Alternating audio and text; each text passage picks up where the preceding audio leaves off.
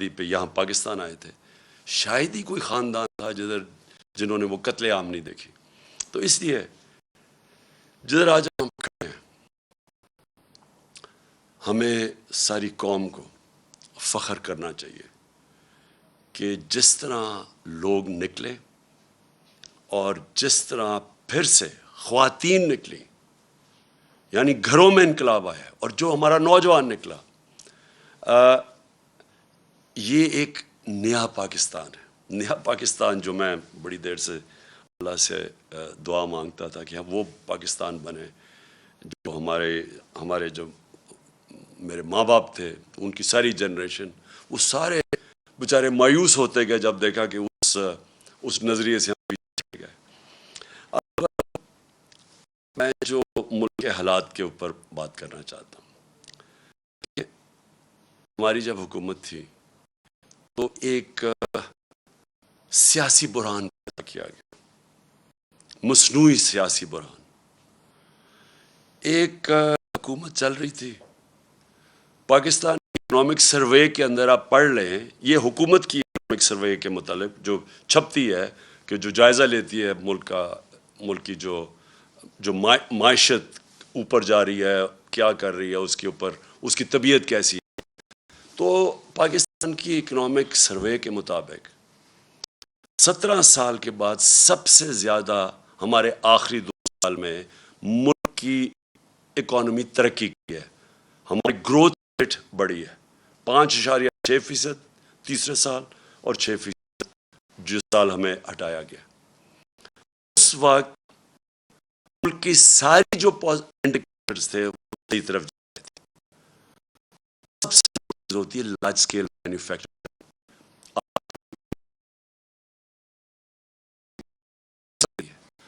ہم نے ساری زیادہ کرونا کے باوجود سب سے زیادہ روزگار دیا تھا.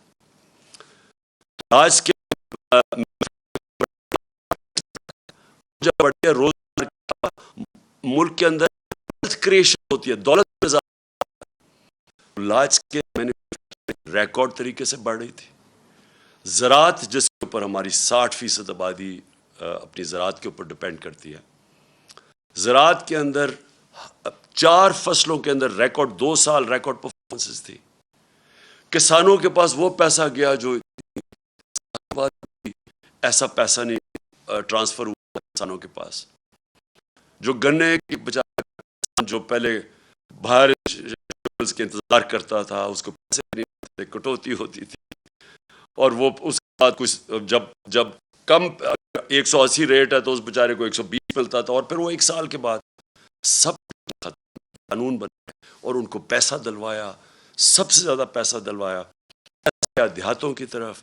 اس کے بعد وہاں خوش ریکارڈ موٹر کا مطلب وہاں تو زراعت بھی صحیح راستے پہ تھی، ہماری انڈسٹری بھی صحیح راستے پہ بڑھ رہی تھی.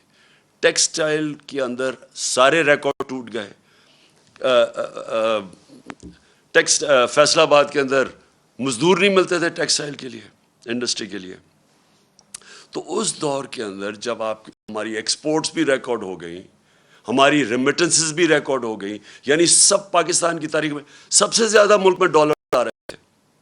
اور اس وقت جب آئی ٹی دیکھیں، فیوچر اس ملک کا ٹیکنالوجی میں، آئی ٹی میں، ہم نے جو ان کو آئی ٹی کی انڈسٹری مدد کی، 2 سالوں میں 50% ہماری ایکسپورٹس بڑھی اور ہم صحیح راستے پہ نکل گئے تھے.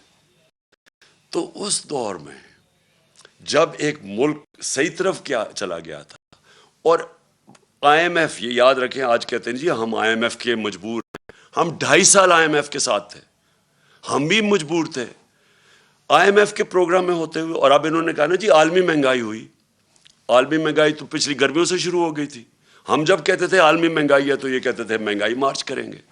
تو جب ساری چیزیں پازیٹیو جا رہی تھیں، اور اس کے باوجود کہ ہم آئی ایم ایف میں تھے، اس کے باوجود جب ہم وہ پاکستان کو فلاحی ریاست کی طرف لے کے جا رہے تھے جو پاکستان کا نظریہ تھا، اسلامی فلاحی ریاست، ہم نے پہلی دفعہ ہیلتھ کارڈ. کبھی سنا ہے کہ کسی بھی مڈل انکم گروپ، غریب کو تو چھوڑے، جو اپنے سارے خاندانوں کو ایک ہیلتھ انشورنس دے رہا ہے 10 لاکھ روپے کی کہیں بھی جا کے اپنا علاج کروا سکیں. احساس پروگرام ہمارا انٹرنیشنلی اکنالج ہوا, جو غربت کم کرنے کے لیے پروگرام تھا. انٹرنیشنلی اکنالج کیسے ہوا کہ اسٹینفورڈ یونیورسٹی کی ریسرچ, انہوں نے ریسرچ کر کے فیصلہ کیا کہ پاکستان کو احساس پروگرام فلاحی ریاست کی طرف لے کے جا رہا تھا. کامیاب پاکستان تھا, سستے قرضے نچلے 20 لاکھ خاندانوں کو دے رہے تھے تاکہ ہنر اب سیکھ سکیں, تاکہ وہ دکانیں کھول سکیں, کسان پیسہ لگا سکیں. سود کے بغیر قرضے دے رہے تھے گھر بنانے کے لیے. پھر پوری ایک ہاؤسنگ کا ہمارا پورا انسینٹیوائز کر رہے تھے, بینک پیسے دیں, کم سود کے اوپر لوگ گھر بنائیں, جتنا کرائے دیتے تھے اسی کرائے کے اوپر قسطیں پے کر کے اپنا گھر بنا لیں. یہ ساری چیزیں چل رہی تھیں. اس وقت سازش کر کے ہماری حکومت گرائی گئی, اور جب ہماری حکومت گرانے جا رہے تھے تو میں نے اور شوکت ترین نے پوری کوشش کی آگاہ کرنے کے لیے کہ یہ جو آج حالات ہیں انٹرنیشنل, جدھر ایک عالمی مہنگائی آئی ہوئی ہے جس کو کہتے ہیں کموڈٹی سپر سائیکل, اور اس کے علاوہ جو اس ملک کے اندر, جو ہمارے ملک کے اندر جو حالات ہیں اس وقت, اگر یہ گورنمنٹ گرائی گئی تو جب سیاسی اگر بحران آیا تو معیشت جائے گی. ہم نے یہ آگاہ کیا, وہ لوگ جو روک سکتے تھے اس کو, معیشت ہی سنبھالی جائے گی. اور خاص طور پہ ان لوگوں سے آپ ذرا ان کا ٹریک ریکارڈ دیکھیں, یہ کب انہوں نے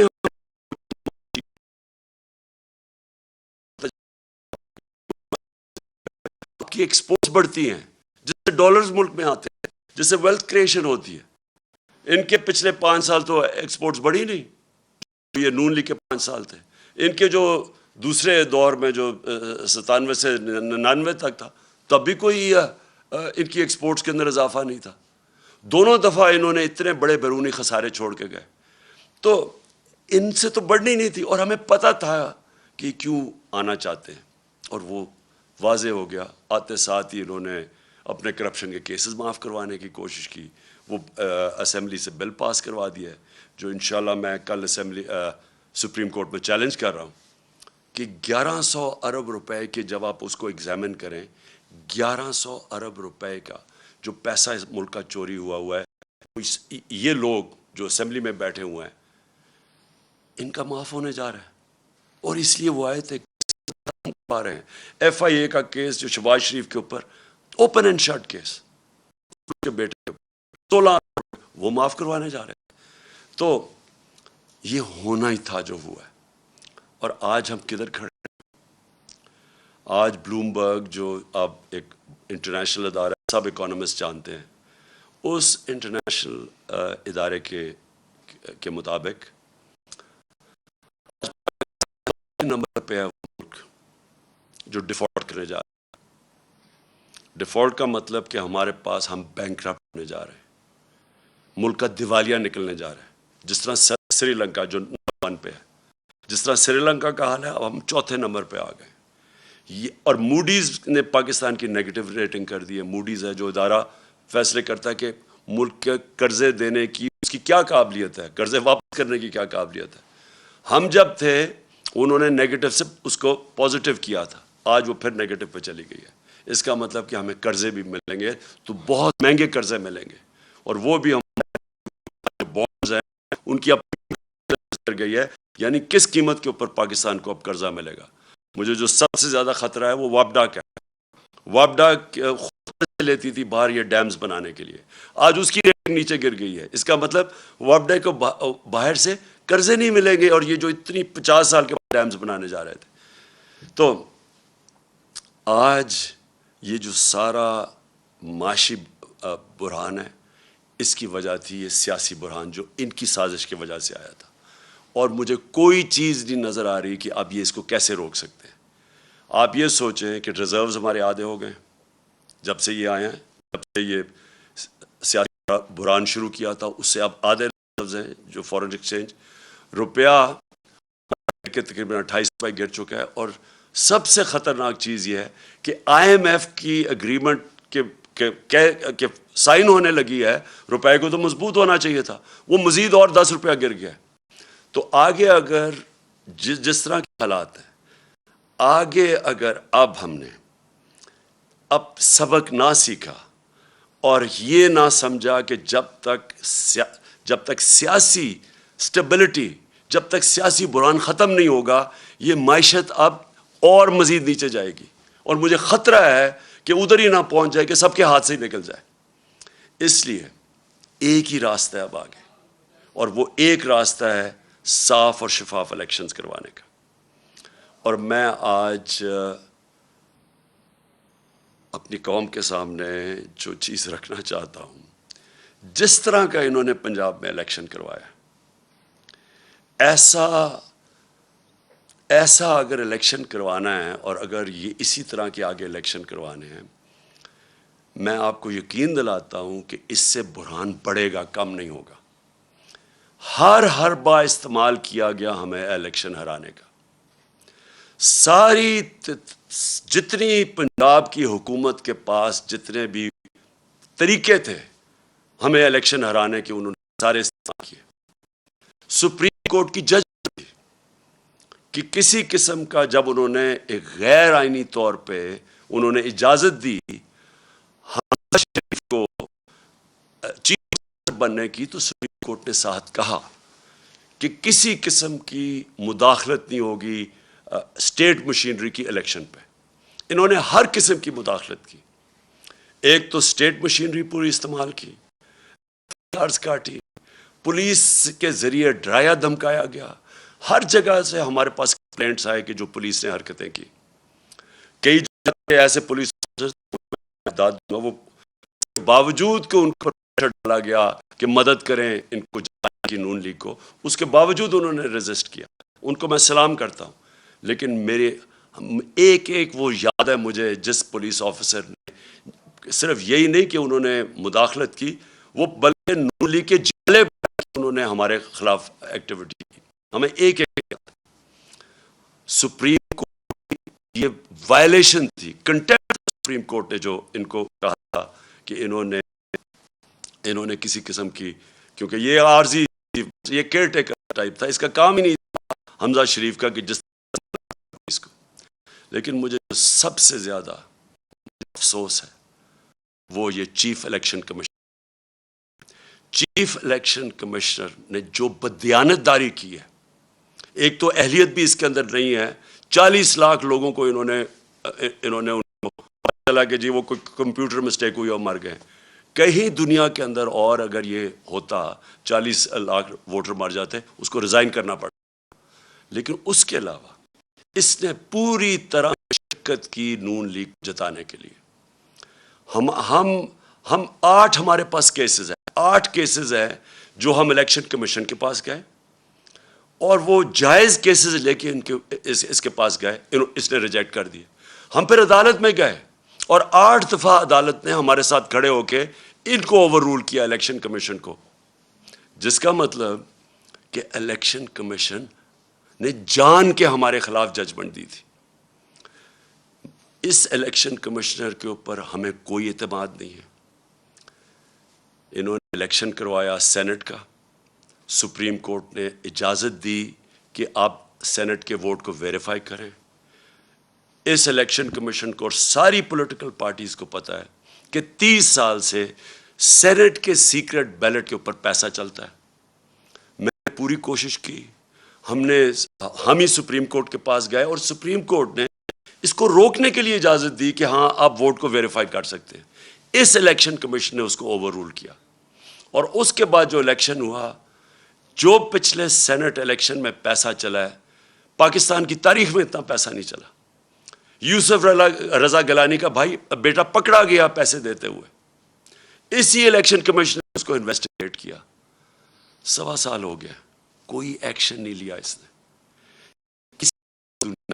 ایک الیکشن کمیشنر اس کا کام ہے مینڈیٹ فر الیکشن، وہ پکڑ گیا کوئی الیکشن کی چوری کرتے ہوئے، پیسے دے کے، رشوت، کوئی ایکشن نہیں لیا، جس کی وجہ سے کھلے عام تصویریں آئی ہیں کہ الیکشن کے اندر پیسہ چل رہا تھا، خریدے جا رہے تھے ووٹ، خانے وال کے اندر تصویریں آئی ہیں، پیسے دے رہے ہیں، ابھی اس الیکشن کے اندر کھلے پیسے دے رہے ہیں۔ یہ وائلیشن، یہ ساری جو الیکشن کمیشن کے اندر آپ پیسے دے کے ووٹ نہیں خرید سکتے، رشوت نہیں آپ دے سکتے، نہیں تھا، کیونکہ کسی کو نہیں، کیونکہ یہ صرف روکتا تھا تحریک انصاف کو. اس کے سارے فیصلے ہمارے خلاف گئے اور یہ ان کو مدد کرتا تھا. اب سندھ کے اندر لوکل گورنمنٹ الیکشن ہوا، الیکشن کمیشن نے کوشش کی ہے پتہ چلوانے کے لیے کہ Sindh election local government election میں 15% کینڈیڈیٹس نے ٹکٹ ان اپوز جیت گئی پیپلز پارٹی. کبھی پتہ چلوایا؟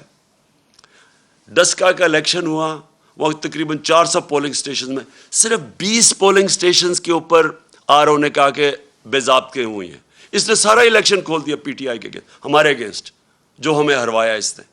تو جب لوکل گورنمنٹ الیکشن سندھ کا ہوا ہے، 15% لوگوں نے الیکشن پہ کھڑے ہی نہیں ہوئے. پتہ چلوایا کیوں؟ اور جب پتہ چلوائیں گے پیپلز پارٹی حکومت نے پوری پولیس کا استعمال کیا. پتہ چلوائیں کتنوں کے اوپر ایف آئی آرز کاٹی انہوں نے، اور پتہ چلوائیں کہ کیوں سندھ کا الیکشن کمیشن نے، جو ان کا سندھ کا الیکشن کمیشن، کیوں نہیں وہ بولا؟ کیونکہ وہ سندھ گورنمنٹ کا نوکر ہے. وہ دونوں جگہ سے پیسے لے رہا ہے، سندھ گورنمنٹ سے بھی لے رہا ہے، الیکشن کمیشن سے بھی لے رہا ہے. اس کا کورٹ پڑا ہوا ہے، اس کا کیس پڑا ہوا ہے سپریم کورٹ میں، جو سنا ہی نہیں جا رہا. تو کیا وجہ ہے کہ یہ اتنی بڑی الیکشن کے اندر جو اوپنلی دھاندلیاں ہوتی ہیں اس کو فکر ہی نہیں ہے؟ صرف تحریک انصاف ڈسکا کے اوپر وہ کھڑا ہو گیا کہ جی بڑا اس نے کوئی انصاف دے رہا ہے. یہ اس الیکشن کے اندر اس الیکشن کمیشن نے ہر با استعمال کیا ہمیں ہرانے کا.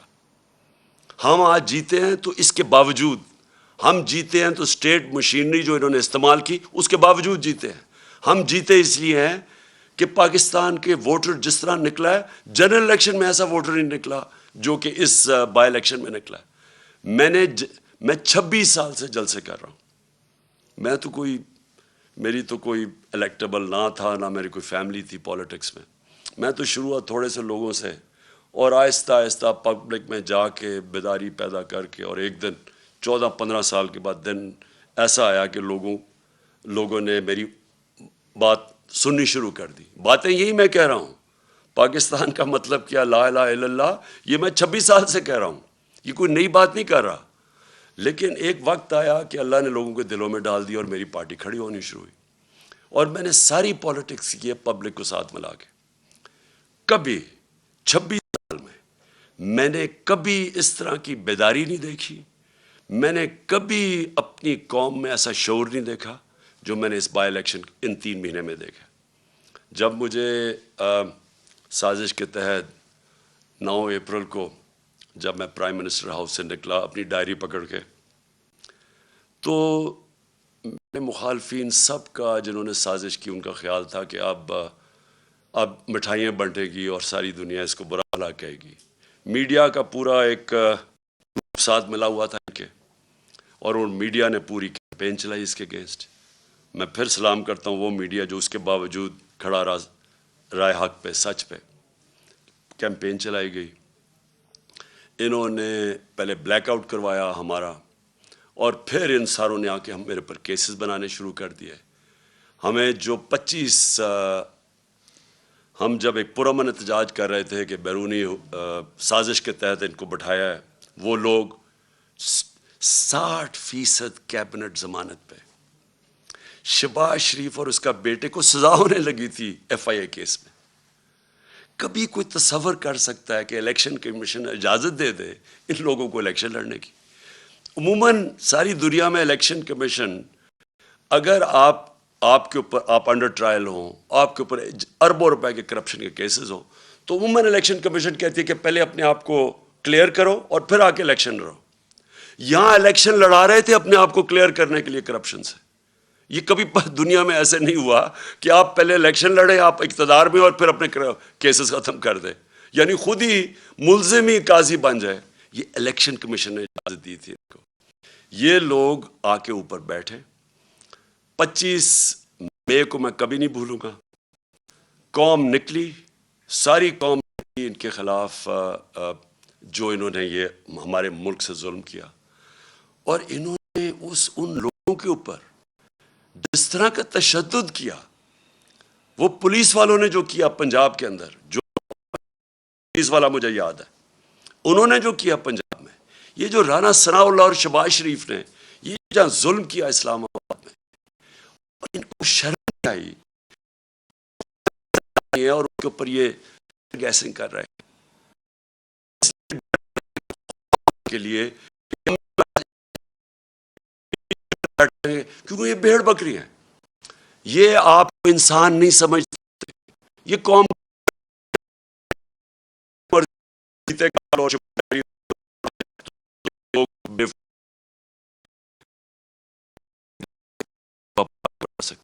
سارا وقت کوئی بھی انسان نہیں آیا جو کہ سب لوگوں کو پاگل بنا سکے، اور یہ واضح ہو گیا. انہوں نے ڈرانے کی کوشش کی، لوگوں نے اپنی جو خوف کا جو بت ہے اس کو توڑ دیا. پبلک نکلا ہی باہر، اور پبلک نے ہر چیز، انہوں نے فیملی تو ایک فیملی باہر، یعنی جو انہوں نے یہ الیکشن کمیشن نے حرکت کرنی تھی سب کر دی. اس کے باوجود عوام نے ان کو شکست دی. اور میں وہ جو 25 مئی کو جو قوم کھڑی ہوئی ہے اس دن، اور جو تلاش کیا اور اس کے بعد بار بار نکلتی رہی ہے، کبھی اتنے بڑے ایسے نہیں ہوئے. اس سے یہ جو اس لیے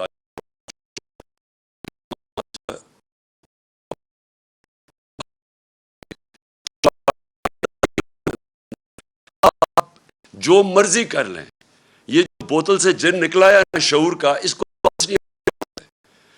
جو بھی کوشش کریں آپ، کوئی بھی سمجھتا ہے کہ بند کمرے میں فیصلہ کر لیں گے ملک کے مستقبل کا. اب یہ کسی غلط فہمی میں نہ رہے. یہ ملک اب، یہ قوم حقیقی آزادی گئی ہے. یہ جو ساری یہ لوگوں نے اس لیے نہیں کیا کہ یہ کوئی بائی الیکشن ہو رہا ہے. لوگ اپنی حقیقی آزادی کی، جو میں نے آج جب جذبہ دیکھا ہے 26 سال کی پولیٹکس میں نے کبھی اس قوم میں وہ جذبہ نہیں دیکھا. میں نے ایسے نہیں لوگوں کو نکلتے دیکھا. اور میں اس لیے کہہ رہا ہوں کہ اب 2 ہی راستے رہ گئے.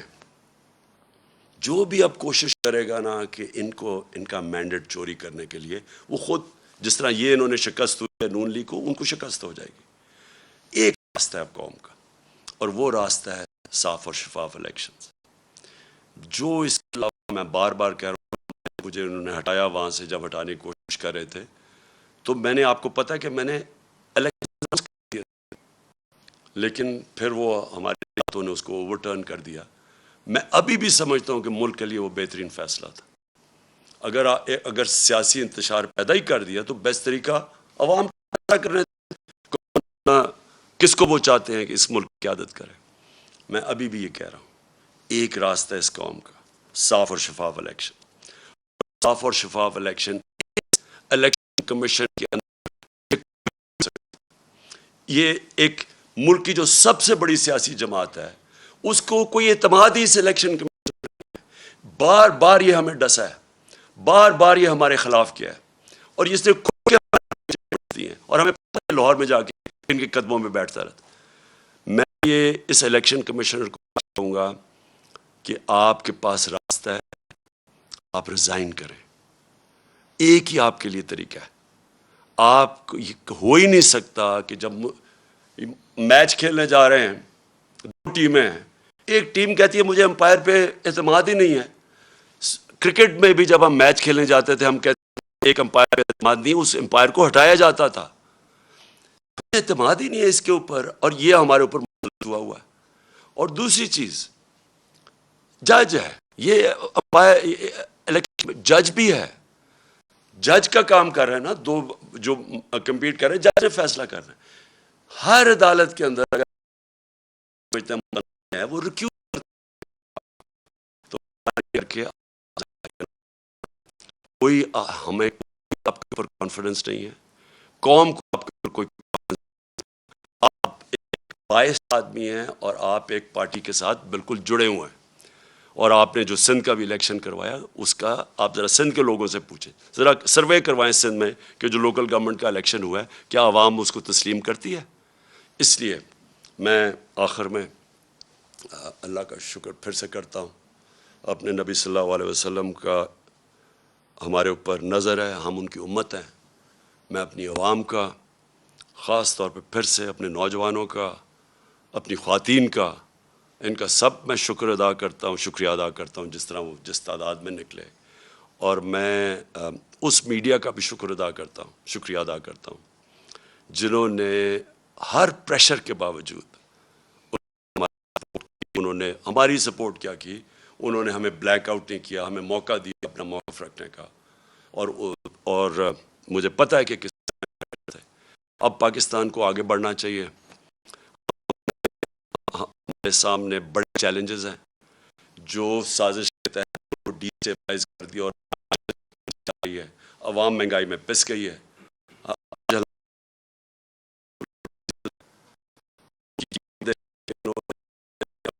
روپے پیٹرول کم کیا اور ڈیزل کم کیا, اور ڈیزل کو 130 روپے بڑھا دیا اور پیٹرول کو 100 روپیہ بڑھا دیا. انٹرنیشنل مارکیٹ کے اندر آج جب ہم گئے تھے تو تیل بک رہا تھا 103 روپے, 103 روپے تھا تیل, 92 پہ پہنچ گیا. تو ان کرنا چاہیے, اس وقت لوگوں کو کرنا چاہیے, لیکن ہوگی جب یہاں اسٹیبلٹی آئے گی, استحکام ہوگا. اور اس لیے ہم کو اپیل کرتا ہوں کہ ہم سب کو اب صاف اور اٹھا سکتے ہیں, ڈیولپمنٹ کی طرف لے سکتے ہیں. میرا جو تجربہ ہوا ہے 3.5 سال میں, ایک دفعہ سیاسی اسٹیبلٹی آ جائے ملک میں, سیاسی استحکام آ جائے, یہ ملک کے اندر اتنا بڑا پوٹینشل ہے بڑھنے کا. اور سب سے بڑا آخر میں کہہ بھی دوں جو پوٹینشل ہے, دیکھیں ہماری ایکسپورٹس بڑھنے میں ہمارا سب سے مسئلہ کیا ہے کہ ہمارے ڈالر کم ہو جاتے ہیں. ہم بڑھنے لگتے ہیں اکانومی کیونکہ ہم نے کبھی ایکسپورٹس پہ توجہ نہیں دی, ڈالر کم ہونے شروع ہو جاتے ہیں, ہمیں IMF کے پاس جانا پڑتا ہے. لیکن ہمارا اتنا بڑا اثاثہ بیٹھا ہوا ہے باہر بیرون ملک پاکستانی, یہ ہمارا بہت بڑا اثاثہ ہے. ہم جیسے جیسے یہاں سیاسی استحکام آتا جائے گا, اسٹیبلٹی آتی جائے گی, یہ لوگ انویسٹ کریں گے پاکستان میں. یہ تب تک نہیں انویسٹ کریں گے جب تک یہ ملک کے اندر یہ جو بحران رہے گا سیاسی. یہ ہے ہمارا اثاثہ. ان کا پیسہ لانے کے لیے, ڈالرز لانے کے لیے ہمیں پولیٹیکل اسٹیبلٹی چاہیے. اس کے تاریخ کا بہت بڑا دن ہے اور قوم نے